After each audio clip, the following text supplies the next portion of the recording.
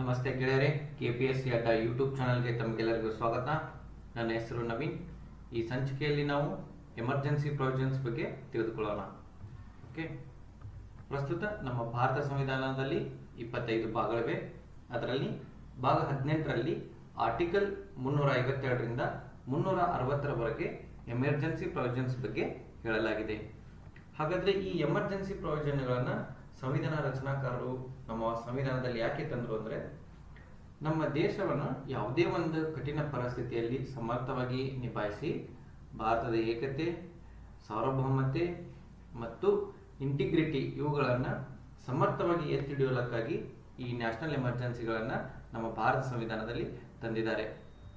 ಹಾಗಾದರೆ ಈ ನ್ಯಾಷನಲ್ ಎಮರ್ಜೆನ್ಸಿಯ ಅಡ್ಮಿನಿಸ್ಟ್ರೇಟಿವ್ ಡೀಟೇಲ್ಸ್ಗಳನ್ನು ಗೌರ್ಮೆಂಟ್ ಆಫ್ ಇಂಡಿಯಾ ಆ್ಯಕ್ಟ್ 1935ದಿಂದ ಎರವಲು ಪಡೆದಿದ್ದಾರೆ. ಮತ್ತು ಈ ಎಮರ್ಜೆನ್ಸಿ ಟೈಮ್ನಲ್ಲಿ ಫಂಡಮೆಂಟಲ್ ರೈಟ್ಸ್ ಅಂದರೆ ಮೂಲಭೂತ ಹಕ್ಕುಗಳನ್ನು ವಜಾ ಮಾಡುವಂತಹ ಕಾಯ್ದೆಗಳನ್ನು ವಿಎಂಆರ್ ಕಾನ್ಸ್ಟಿಟ್ಯೂಷನ್ ಆಫ್ ಜರ್ಮನಿಯಿಂದ ತೆಗೆದುಕೊಳ್ಳಲಾಗಿದೆ. ಈಗ ಟೈಪ್ಸ್ ಆಫ್ ಎಮರ್ಜೆನ್ಸಿಗಳನ್ನು ನೋಡೋಣ. ನಮ್ಮ ಭಾರತ ಸಂವಿಧಾನದಲ್ಲಿ 3 ಪ್ರಕಾರದ ಎಮರ್ಜೆನ್ಸಿ ಪ್ರೊವಿಷನ್ಸ್ಗಳನ್ನು ಹೇಳಲಾಗಿದೆ. ಮೊದಲನೇದಾಗಿ ನ್ಯಾಷನಲ್ ಎಮರ್ಜೆನ್ಸಿ ಅಂಡರ್ ಆರ್ಟಿಕಲ್ 352, ಎರಡನೇದು ಸ್ಟೇಟ್ ಎಮರ್ಜೆನ್ಸಿ ಅಂಡರ್ ಆರ್ಟಿಕಲ್ 356 ಮತ್ತು ಮೂರನೇದಾಗಿ ಫೈನಾನ್ಷಿಯಲ್ ಎಮರ್ಜೆನ್ಸಿ ಅಂಡರ್ ಆರ್ಟಿಕಲ್ 360. ಈ ಸಂಚಿಕೆಯಲ್ಲಿ ನಾವು ಕೇವಲ ನ್ಯಾಷನಲ್ ಎಮರ್ಜೆನ್ಸಿ ಬಗ್ಗೆ ತಿಳಿದುಕೊಳ್ಳೋಣ. ಓಕೆ, ಈಗ ನಾವು ನ್ಯಾಷನಲ್ ಎಮರ್ಜೆನ್ಸಿ ಬಗ್ಗೆ ತಿಳಿದುಕೊಳ್ಳೋಣ. ಓಕೆ, ನೀವು ನೋಡ್ತಾ ಇರ್ಬೋದು ನ್ಯಾಷನಲ್ ಎಮರ್ಜೆನ್ಸಿ ಈ ಜಾರಿಗೆ ಮಾಡಿದ ಸಮಯದಲ್ಲಿ ಯಾವ ಪರಿಸ್ಥಿತಿ ಇರುತ್ತೆ ಅಂತ ಇಲ್ಲಿ ನೀವು ನೋಡಬಹುದು. ಓಕೆ, ನೋಡಿ, ಆರ್ಟಿಕಲ್ 352ರಲ್ಲಿ ಹೇಳಿರೋ ಹಾಗೆ ಪ್ರೆಸಿಡೆಂಟ್ ಅವರಿಗೆ ಭಾರತದ ಸೆಕ್ಯೂರಿಟಿ ಅಥವಾ ಭಾರತದ ಯಾವುದೇ ಭಾಗದ ಸೆಕ್ಯೂರಿಟಿಯು ವಾರ್, ಎಕ್ಸ್ಟರ್ನಲ್ ಅಗ್ರೆಷನ್ ಮತ್ತು ಆರ್ಮ್ ರೆಬಿಲಿಯನ್ ಇಂದ ಧಕ್ಕೆ ಉಂಟಾಗಿದೆ ಎಂದು ಅನಿಸಿದ್ದಲ್ಲಿ ಅವರು ನ್ಯಾಷನಲ್ ಎಮರ್ಜೆನ್ಸಿಯನ್ನು ಜಾರಿಗೊಳಿಸಬಹುದಾಗಿದೆ. ಅಷ್ಟೇ ಅಲ್ಲದೆ ಪ್ರೆಸಿಡೆಂಟ್ ಅವರಿಗೆ war, external aggression, arm rebellion ಆಗೋಕ್ಕೂ ಮುನ್ನವೇ ಕೂಡ ಅವರು ನ್ಯಾಷನಲ್ ಎಮರ್ಜೆನ್ಸಿಯನ್ನು ಲಾಗು ಮಾಡಬಹುದಾಗಿದೆ. ಓಕೆ, ಈಗ ಹಾಗಾದರೆ war, external aggression, arm rebellion ಅಂದ್ರೆ ಏನಂತ ನೋಡೋಣ. ವಾರ್ ಅಂದರೆ 2 ಕಂಟ್ರಿಯು ಭಾಗವಹಿಸಿದ್ದು, 2 ಕಂಟ್ರಿಯ ಪ್ರಮುಖರು ಹೆಡ್ ನಾವು ವಾರ್ನಲ್ಲಿ ಭಾಗವಹಿಸಿದ್ದೀವಿ ಅಂತ ಆಫಿಷಿಯಲಿ ಡಿಕ್ಲೇರ್ ಮಾಡಿದರೆ ಅದನ್ನು ವಾರ್ ಅಂತ ಕರಿತೀವಿ. ಇಲ್ಲಿ ನೋಡ್ಬೋದು ಪಾಕಿಸ್ತಾನ್ ಮತ್ತು ಇಂಡಿಯಾ, ಮೋದಿ ಅವರು ಇಬ್ರು ವಾರ್ ಅಂತ ಹೇಳ್ತಾರೆ. ಹಾಗೆ ಎಕ್ಸ್ಟರ್ನಲ್ ಅಗ್ರೆಷನ್ ಅಂದರೆ 2 ಕಂಟ್ರಿ ಭಾಗವಹಿಸಿದ್ದು, ಕೇವಲ 1 ಕಂಟ್ರಿ ಮಾತ್ರ ಆಫಿಷಿಯಲಿ ಡಿಕ್ಲೇರ್ ಮಾಡಿ ಇನ್ನೊಂದು ಆಫಿಷಿಯಲಿ ಡಿಕ್ಲೇರ್ ಮಾಡದೇ ಇದ್ದಾಗ ಅದನ್ನು ಎಕ್ಸ್ಟರ್ನಲ್ ಅಗ್ರೆಷನ್ ಅಂತ ಕರಿತೀವಿ. ಓಕೆ, ಇನ್ನು ಆರ್ಮ್ ರೆಬಿಲಿಯನ್ ಅಂತಂದರೆ ಶಸ್ತ್ರಾಸ್ತ್ರ ದಂಗೆ ಕೋರತನ ದೊಡ್ಡ ಪ್ರಮಾಣದಲ್ಲಿ ದೇಶದಲ್ಲಿ ಏನಾದರೂ ನಡೆದರೆ ಅದನ್ನು ಆರ್ಮ್ ರೆಬಿಲಿಯನ್ ಅಂತ ಕರಿತೀವಿ. ಈ ಆರ್ಮ್ ರೆಬಿಲಿಯನ್ ಅನ್ನೋ ಶಬ್ದವನ್ನು 44ನೇ ಸಂವಿಧಾನಾತ್ಮಕ ತಿದ್ದುಪಡಿ ಮೂಲಕ ತಂದಿರಲಾಗಿದೆ. ಇದಕ್ಕೂ ಮೊದಲು ಇಲ್ಲಿ ಇಂಟರ್ನಲ್ ಡಿಸ್ಟರ್ಬೆನ್ಸ್, ಆಂತರಿಕ ಕಲಹ ಅಂತ ಶಬ್ದ ಇತ್ತು. ಈ ಆಂತರಿಕ ಕಲಹ ಎಂಬ ಶಬ್ದಕ್ಕೆ ಬಹಳ ಅರ್ಥವನ್ನು ತಗೊಳ್ಳೋದ್ರಿಂದ ಅದನ್ನು ತೆಗೆದುಹಾಕಿ ಆರ್ಮ್ ರೆಬಿಲಿಯನ್ ಅಂತ ಮಾತ್ರ ಇಟ್ಟಿದ್ದಾರೆ. ಓಕೆ, ಈಗ ನ್ಯಾಷನಲ್ ಎಮರ್ಜೆನ್ಸಿಯನ್ನು ವಾರ್ ಮತ್ತು ಎಕ್ಸ್ಟರ್ನಲ್ ಅಗ್ರೆಷನ್ ಈ ಕಾರಣಗಳನ್ನ ನೀಡಿ ಏನಾದರೂ ನ್ಯಾಷನಲ್ ಎಮರ್ಜೆನ್ಸಿನ ಲಾಗು ಮಾಡಿದರೆ ಅದನ್ನು ಎಕ್ಸ್ಟರ್ನಲ್ ಎಮರ್ಜೆನ್ಸಿ ಅಂತ ಕರೀತಾರೆ. ಮತ್ತೆ ನ್ಯಾಷನಲ್ ಎಮರ್ಜೆನ್ಸಿಯನ್ನು ಆರ್ಮ್ ರೆಬಿಲಿಯನ್ ಎಂಬ ಕಾರಣ ನೀಡಿ ಜಾರಿಗೆಗೊಳಿಸಿದ್ದಾರೆ, ಅದನ್ನು ಇಂಟರ್ನಲ್ ಎಮರ್ಜೆನ್ಸಿ ಅಂತಲೂ ಕರೀತಾರೆ. ಈ ನ್ಯಾಷನಲ್ ಎಮರ್ಜೆನ್ಸಿಯನ್ನು ಇಡೀ ಕಂಟ್ರಿ ತುಂಬಾದರೂ ಅಪ್ಲಿಕೇಬಲ್ ಮಾಡ್ಬೋದು ಅಥವಾ ಯಾವುದೇ ಒಂದು ಪಾರ್ಟಲ್ಲಿ ಕೂಡ ಆದರೂ ಅಪ್ಲಿಕೇಬಲ್ ಮಾಡ್ಬೋದು. ಹಾಗಾದರೆ ಇಲ್ಲಿವರೆಗೂ ಅಂದರೆ ಭಾರತಕ್ಕೆ ಸ್ವಾತಂತ್ರ್ಯ ಬಂದಾಗಿನಿಂದ ಇಲ್ಲಿವರೆಗೂ ಎಷ್ಟು ಸಾರಿ ನ್ಯಾಷನಲ್ ಎಮರ್ಜೆನ್ಸಿಯನ್ನು ಜಾರಿಗೆಗೊಳಿಸಿದ್ದಾರೆ ಅಂದರೆ ಕೇವಲ 3 ಬಾರಿ ಜಾರಿಗೆಗೊಳಿಸಿದ್ದಾರೆ. ಅವುಗಳಂದರೆ ಮೊದಲನೇ ನ್ಯಾಷನಲ್ ಎಮರ್ಜೆನ್ಸಿಯನ್ನು ಚೀನಾ ಅಟ್ಯಾಕ್ ಮಾಡಿದಾಗ ನೆಹರೂಜಿಯವರು ಎಕ್ಸ್ಟರ್ನಲ್ ಅಗ್ರೆಷನ್ ಎಂಬ ಕಾರಣ ನೀಡಿ ಅಕ್ಟೋಬರ್ 1962ದಿಂದ ಜಾನ್ 1968ರವರೆಗೆ ಜಾರಿಗೆಗೊಳಿಸಿದ್ರು. ಹಾಗೆ ಎರಡನೇ ನ್ಯಾಷನಲ್ ಎಮರ್ಜೆನ್ಸಿಯನ್ನು ಪಾಕಿಸ್ತಾನ್ ಅಟ್ಯಾಕ್ ಮಾಡಿದಾಗ ಇಂದಿರಾ ಗಾಂಧಿಯವರು ಎಕ್ಸ್ಟರ್ನಲ್ ಅಗ್ರೆಷನ್ ಎಂಬ ಕಾರಣ ನೀಡಿ ಡಿಸೆಂಬರ್ 1971ರಿಂದ ಮಾರ್ಚ್ 1977ರವರೆಗೆ ಜಾರಿಗೆ ಮಾಡಿದರು. ಮತ್ತು ಮೂರನೇ ನ್ಯಾಷನಲ್ ಎಮರ್ಜೆನ್ಸಿಯನ್ನು ಇಂದಿರಾ ಗಾಂಧಿಯವರು ಇಂಟರ್ನಲ್ ಡಿಸ್ಟರ್ಬೆನ್ಸ್ ಅಂತ ಹೇಳಿ ಜೂನ್ 1975ರಿಂದ ಮಾರ್ಚ್ 1977ರವರೆಗೆ ಜಾರಿಗೆ ಮಾಡಿದ್ರು. ಓಕೆ, ಈಗ ನ್ಯಾಷನಲ್ ಎಮರ್ಜೆನ್ಸಿಯನ್ನು ಪ್ರೆಸಿಡೆಂಟ್ ಅವರು ಯಾವಾಗ ಪ್ರೊಕ್ಲೇಮ್ ಮಾಡ್ತಾರಂತ ನೋಡೋಣ. ಓಕೆ, ಪ್ರೆಸಿಡೆಂಟ್ ಅವರಿಗೆ ಕ್ಯಾಬಿನೆಟ್ ಅವರು ಒಂದು ಮೀಟಿಂಗ್ ಮಾಡಿ ರಿಟರ್ನ್ ರೆಕಮೆಂಡೇಶನನ್ನು ಕೊಟ್ಟಾಗ ಮಾತ್ರ ಪ್ರೆಸಿಡೆಂಟ್ ಅವರು ಏನು ಮಾಡ್ತಾರೆ, ನ್ಯಾಷನಲ್ ಎಮರ್ಜೆನ್ಸಿಯನ್ನು ಜಾರಿಗೆ ಮಾಡ್ತಾರೆ. ಹಾಗಾದರೆ ಕ್ಯಾಬಿನೆಟ್ ಅಂದರೆ ಏನು ಅಂತಂದರೆ ನೋಡಿ, ಕೌನ್ಸಿಲ್ ಆಫ್ ಮಿನಿಸ್ಟರಲ್ಲೇ ಒಂದು ಸಣ್ಣ ಭಾಗವನ್ನು ಕ್ಯಾಬಿನೆಟ್ ಅಂತ ಕರೀತಾರೆ. ನೀವು ಯಾವುದೇ ಮಂತ್ರಿ ಮಂಡಲದಲ್ಲಿ 3 ತೆರನಾದ ಮಿನಿಸ್ಟರ್ ಇರ್ತಾರೆ. ಅದು ಯಾರಂದರೆ cabinet minister, minister of state independence charge ಮತ್ತು ಮಿನಿಸ್ಟರ್ ಆಫ್ ಸ್ಟೇಟ್. ಇಲ್ಲಿ ಕ್ಯಾಬಿನೆಟ್ ದರ್ಜೆಯ ಮಿನಿಸ್ಟರ್ಗಳು ಮತ್ತು ಪ್ರಧಾನಿಯವರು ಕೂತು ಒಂದು ಮೀಟಿಂಗ್ ಮಾಡಿ ರಿಟರ್ನ್ ರೆಕಮೆಂಡೇಶನನ್ನು ಪ್ರೆಸಿಡೆಂಟ್ಗೆ ಕೊಟ್ಟಾಗ ಮಾತ್ರವೇ ಅವರು ನ್ಯಾಷನಲ್ ಎಮರ್ಜೆನ್ಸಿನ ಜಾರಿಗೆಗೊಳಿಸ್ತಾರೆ. ಯಾಕೆ ಇದನ್ನು ತಂದರು ಅಂತಂದರೆ 1975ರಲ್ಲಿ ಇಂದಿರಾ ಗಾಂಧಿಯವರು ನಾನೇ ಕ್ಯಾಬಿನೆಟ್ ಅಂದುಕೊಂಡು ಅವಾಗಿನ ರಾಷ್ಟ್ರಪತಿಯೇ ಆದಂತಹ ಫಕ್ರುದ್ದೀನ್ ಅಲಿ ಅಹ್ಮದ್ ಅವರಿಗೆ ಆಂತರಿಕ ತುರ್ತು ಪರಿಸ್ಥಿತಿಯನ್ನು ಘೋಷಣೆ ಮಾಡಲಿಕ್ಕೆ ಹೇಳ್ತಾರೆ. ಅವಾಗ ಅವರು ಆಂತರಿಕ ತುರ್ತು ಪರಿಸ್ಥಿತಿ ಅಂತ ಕಾರಣ ನೀಡಿ ನ್ಯಾಷನಲ್ ಎಮರ್ಜೆನ್ಸಿನ ಜಾರಿಗೊಳಿಸ್ತಾರೆ. ಇಷ್ಟಾದರೂ ಜಾರಿಗೆಗೊಳಿಸಿದ್ದು ಸುಪ್ರೀಂ ಕೋರ್ಟ್ ಏನೂ ಮಾಡಲಿಲ್ವಾ ಅಂತಂದರೆ ಆವಾಗ 38ನೇ ಕಾನ್ಸ್ಟಿಟ್ಯೂಷನಲ್ ಅಮೆಂಡ್ಮೆಂಟ್ ಆ್ಯಕ್ಟ್ 1975ರಲ್ಲಿ ಇಂದಿರಾ ಗಾಂಧಿಯವರು ನ್ಯಾಷನಲ್ ಎಮರ್ಜೆನ್ಸಿಯನ್ನು ಜುಡಿಷಿಯಲ್ ರಿವ್ಯೂದಿಂದ ಹೊರಗಡೆ ಇಟ್ಟಿರ್ತಾರೆ. ಓಕೆ, ಇಂತಹದ್ದೆಲ್ಲವನ್ನು ಮನಗಂಡಂತಹ ಸರ್ಕಾರ, ಮುಂದೆ ಬಂದಂಥ ಸರ್ಕಾರ 44ನೇ ಅಮೆಂಡ್ಮೆಂಟ್ ಆ್ಯಕ್ಟಲ್ಲಿ ರಿಟರ್ನ್ ರೆಕಮೆಂಡೇಶನ್ ವಿತ್ ಕ್ಯಾಬಿನೆಟ್ ಮತ್ತು ನ್ಯಾಷನಲ್ ಎಮರ್ಜೆನ್ಸಿನ ಜುಡಿಷಿಯಲ್ ರಿವ್ಯೂನ ಒಳಗಡೆ ಇಡ್ತಾರೆ.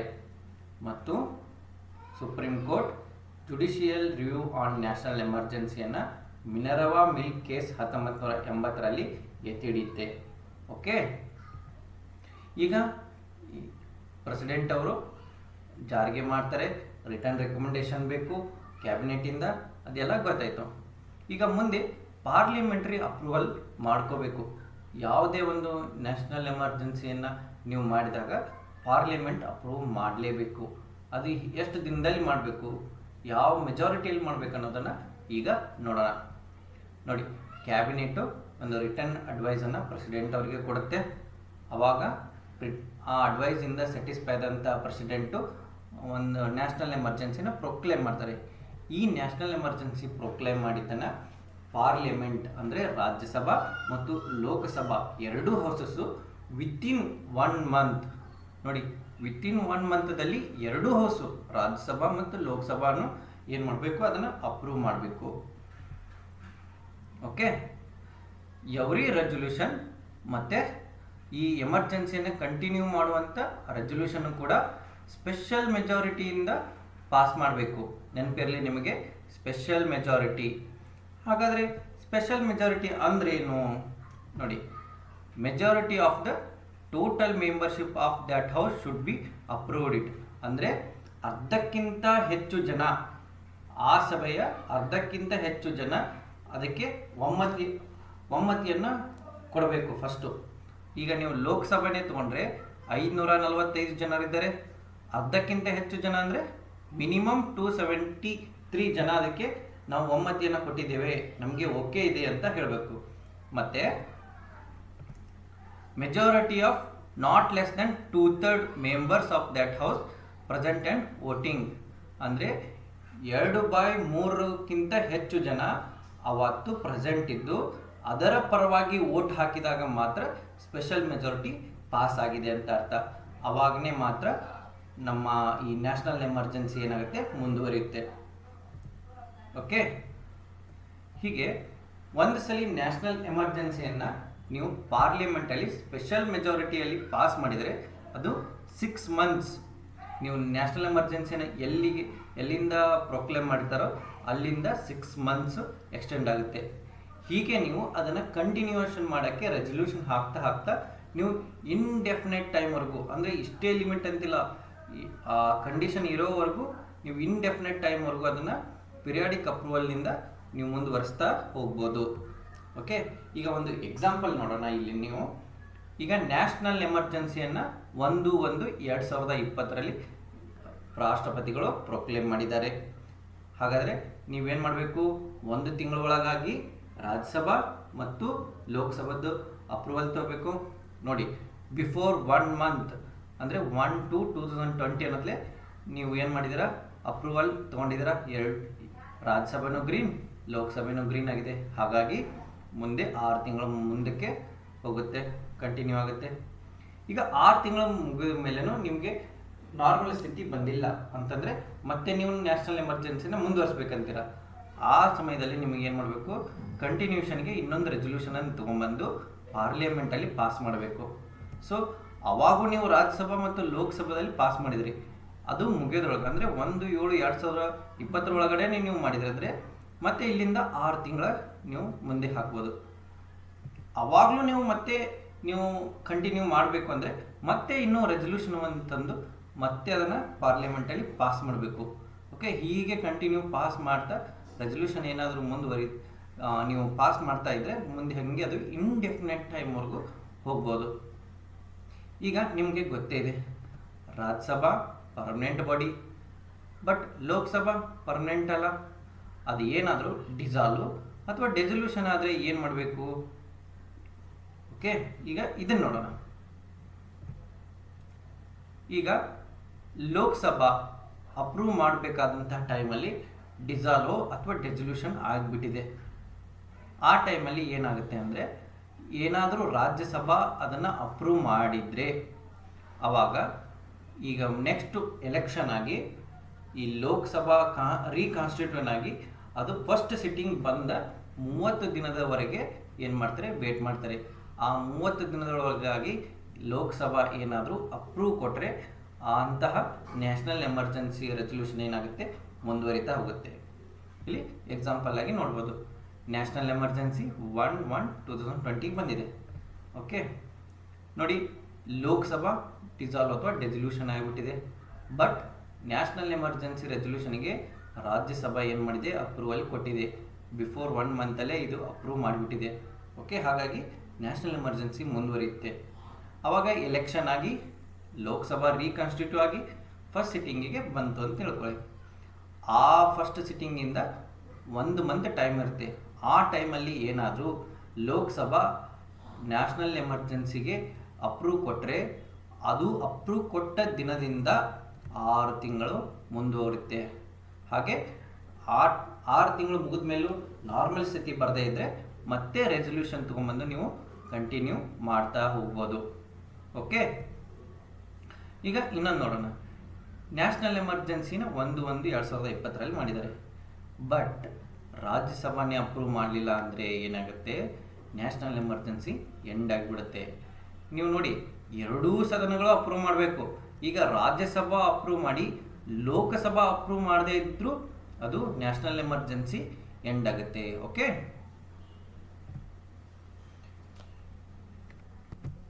ಈಗ ನಾವು ನ್ಯಾಷನಲ್ ಎಮರ್ಜೆನ್ಸಿಯನ್ನು ಹೇಗೆ ಜಾರಿಗೊಳಿಸಬೇಕು, ಅದನ್ನು ಯಾರು ಜಾರಿಗೊಳಿಸ್ತಾರೆ ಮತ್ತು ಅದನ್ನು ಪಾರ್ಲಿಮೆಂಟಲ್ಲಿ ಹೇಗೆ ಅಪ್ರೂವ್ ಮಾಡ್ತಾ ಇದ್ದಾರೆ ಅಂತ ನೋಡಿದ್ವಿ. ಈಗ ನ್ಯಾಷನಲ್ ಎಮರ್ಜೆನ್ಸಿಯಿಂದ ಪರಿಣಾಮಗಳು ಏನೇನಾಗುತ್ತೆ ಅಂತ ನೋಡೋಣ.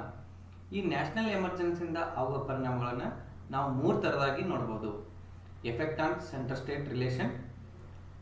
ಸ್ಟೇಟ್ ರಿಲೇಷನ್ ಮೇಲೆ ಏನು ಪರಿಣಾಮ ಆಗುತ್ತೆ ಅನ್ನೋದನ್ನು, ಮತ್ತು effect on life of Lok Sabha and state assembly, ಮತ್ತು ಎಫೆಕ್ಟ್ಸ್ ಆನ್ ಫಂಡಮೆಂಟಲ್ ರೈಟ್ಸ್. ಈಗ ನಾವು ಎಫೆಕ್ಟ್ಸ್ ಆನ್ ಸೆಂಟ್ರಲ್ ಸ್ಟೇಟ್ ರಿಲೇಷನನ್ನು ನೋಡೋಣ. ನಾರ್ಮಲ್ ಆಗಿ ಸೆಂಟ್ರಲ್ ಸ್ಟೇಟ್ ರಿಲೇಷನ್ಸ್ ಹೇಗಿರುತ್ತಪ್ಪ ಅಂದರೆ, ಒಂದು ಗಂಡ ಹೆಂಡತಿ ರಿಲೇಷನ್ ಥರ ಇರುತ್ತೆ. ಯಾವಾಗಲೂ ಕೂಡಿಕೊಂಡು ಚೆನ್ನಾಗಿ ಹೇಗೆ ಅವರು ತಮ್ಮ ಮನೆಯನ್ನು ನಡೆಸ್ತಾರೋ ಹಾಗೆ ಸ್ಟೇಟು ಮತ್ತು ಸೆಂಟ್ರಲ್ಲು ಇಬ್ಬರು ಕೂಡಿಕೊಂಡು ಒಂದು ಒಳ್ಳೆಯ ಸಂಬಂಧದಿಂದ ಅವರು ದೇಶವನ್ನು ನಡೆಸ್ತಿರ್ತಾರೆ.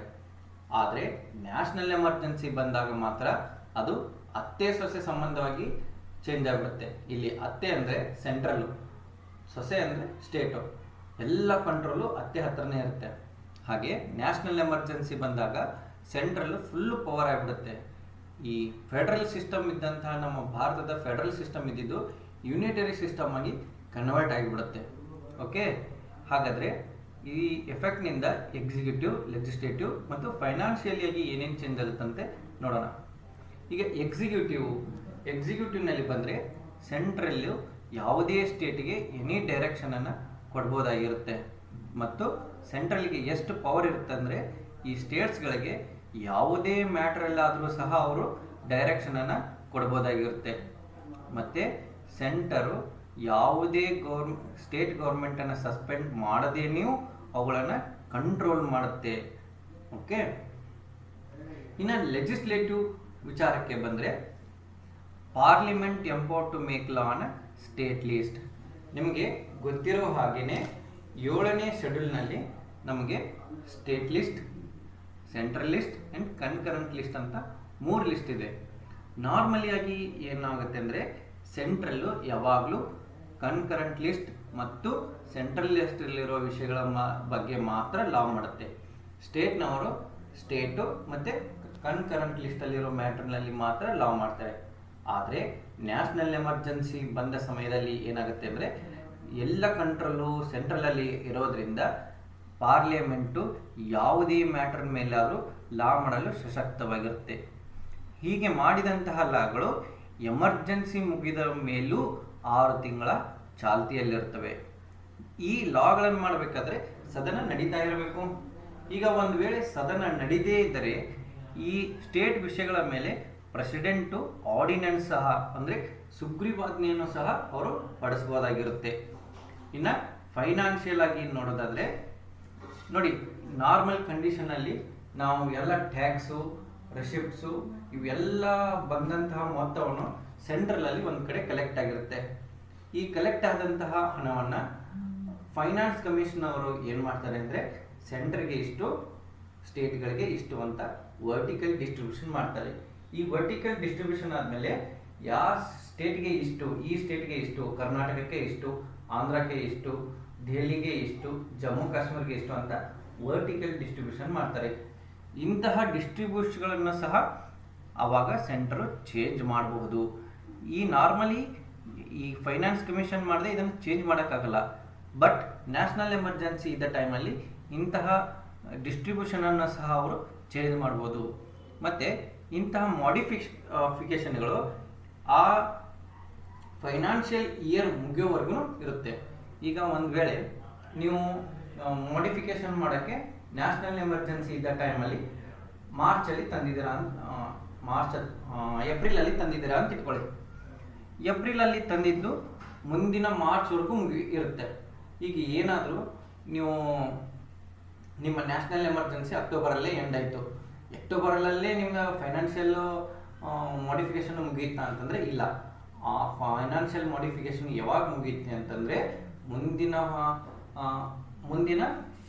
ಫೈನಾನ್ಷಿಯಲ್ ಇಯರ್ ಬರೋವರೆಗೂ ಅದು ಇರುತ್ತೆ. ಓಕೆ, ಇನ್ನು effect of Lok Sabha and state assembly ಅಂದರೆ ಲೋಕಸಭೆ ಮತ್ತು ವಿಧಾನಸಭೆಗಳ ಅಧಿಕಾರ ಅವಧಿ ಏನಾಗುತ್ತೆ ಅಂತ ನೋಡೋಣ. ನಾರ್ಮಲ್ ಆಗಿ ಯಾವುದೇ ಒಂದು ಲೋಕಸಭೆ ಇರಲಿ, ಸ್ಟೇಟ್ ಅಸೆಂಬ್ಲಿ ಇರಲಿ, ಅದರ ನಾರ್ಮಲ್ ಟರ್ಮ್ ಏನಿರುತ್ತೆ 5 ವರ್ಷ ಇರುತ್ತೆ. ಆದರೆ ನ್ಯಾಷನಲ್ ಎಮರ್ಜೆನ್ಸಿ ಟೈಮಲ್ಲಿ ಪಾರ್ಲಿಮೆಂಟ್ ಅವರು ಲಾ ಮಾಡಿ 1 ಟೈಮಿಗೆ 1 ಇಯರನ್ನು ಎಕ್ಸ್ಟೆನ್ಷನ್ ಮಾಡ್ಕೋಬೋದು. ಹಾಗೆ ಈ ಎಕ್ಸ್ಟೆನ್ಷನ್ ಅವರು ಎಷ್ಟು ಬೇಕಾದ ಟೈಮ್ ಆದರೂ ಮಾಡ್ಕೋಬೋದು. ಆದರೆ ಈ ಎಕ್ಸ್ಟೆನ್ಷನ್ ಮಾಡಿದ ಸಂದರ್ಭದಲ್ಲಿ ಏನಾದರೂ ನ್ಯಾಷನಲ್ ಎಮರ್ಜೆನ್ಸಿ ಮುಗಿದು ಹೋದರೆ ಆ ನ್ಯಾಷನಲ್ ಎಮರ್ಜೆನ್ಸಿ ಮುಗಿದ 6 ತಿಂಗಳವರೆಗೂ ಮಾತ್ರ ಇದು ಎಕ್ಸ್ಟೆನ್ಷನ್ ಇರುತ್ತೆ. ಸ್ಟೇಟ್ ಅಸೆಂಬ್ಲಿಗೂ ಕೂಡ ಸೇಮ್.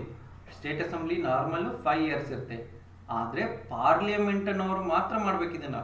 ಪಾರ್ಲಿಮೆಂಟ್ನವರು ಯಾವ ಸ್ಟೇಟ್ ಅಸೆಂಬ್ಲಿಯನ್ನು ಅದರ ಅಧಿಕಾರಾವಧಿಯನ್ನು ಮುಂದಕ್ಕೆ ಮಾಡಬೇಕಂತಾರೋ ಅದನ್ನು 1 ಟೈಮಿಗೆ 1 ಇಯರ್ ಮುಂದೆ ಹಾಕ್ತಾ ಇರ್ಬೋದು.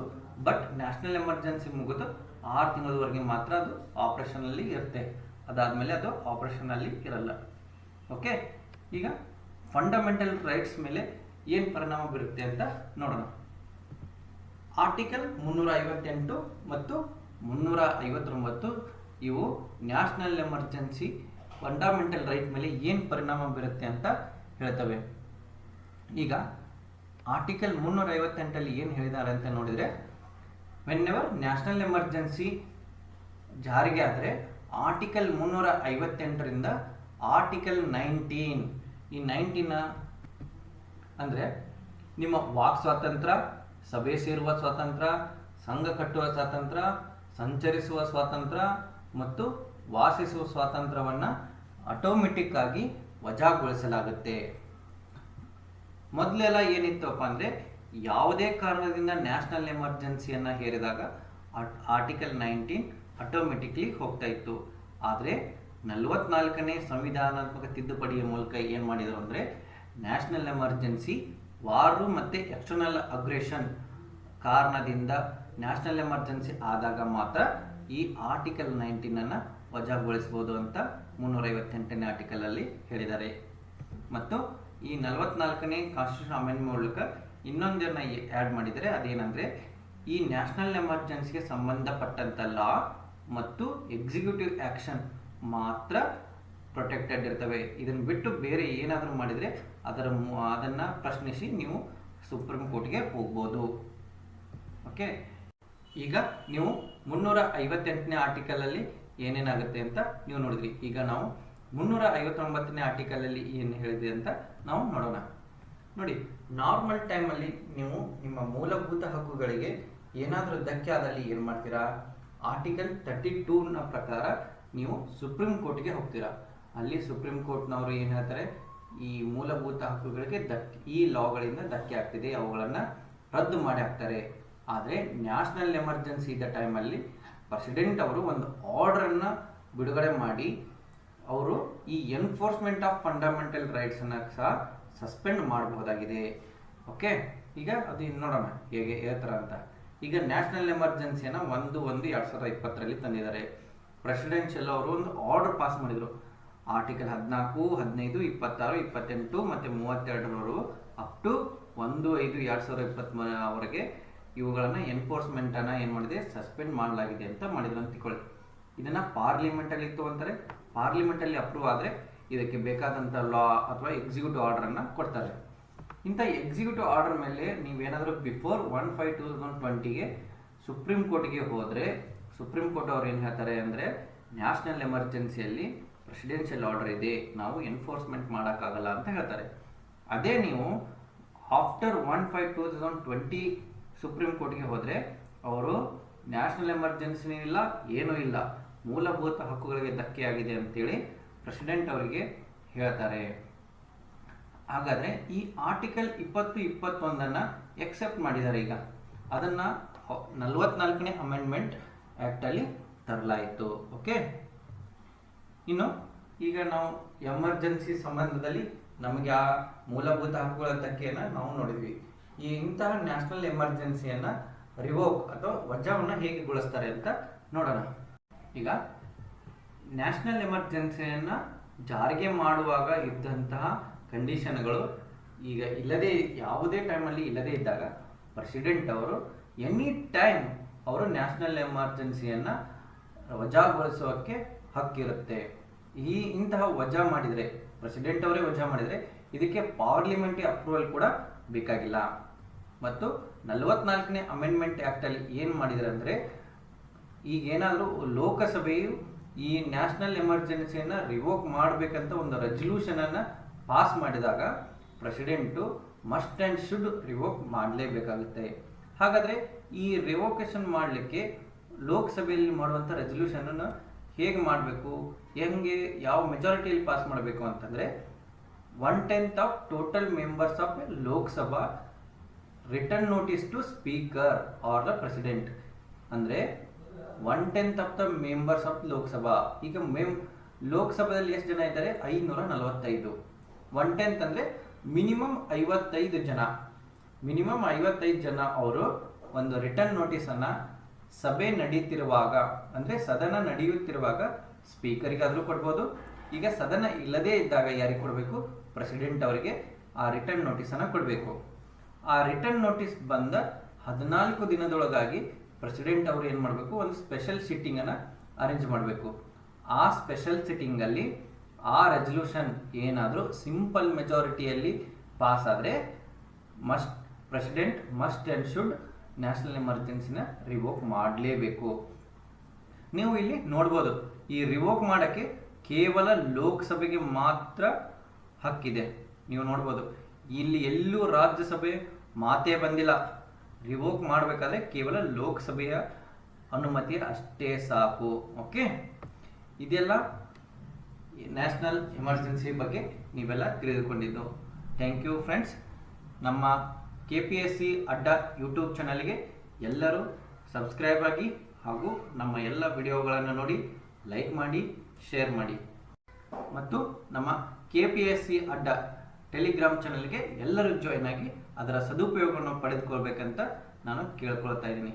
ಓಕೆ, ಮತ್ತೆ ಮುಂದಿನ ಸಂಚಿಕೆಯಲ್ಲಿ ನಾವು ಸ್ಟೇಟ್ ಎಮರ್ಜೆನ್ಸಿ ಅದರ ಬಗ್ಗೆ ತಿಳ್ಕೊಳ್ಳೋಣ. ಈಗ ಧನ್ಯವಾದಗಳು. ಬಾಯ್. ಜೈ ಹಿಂದ್, ಜೈ ಕರ್ನಾಟಕ ಮಾತೆ.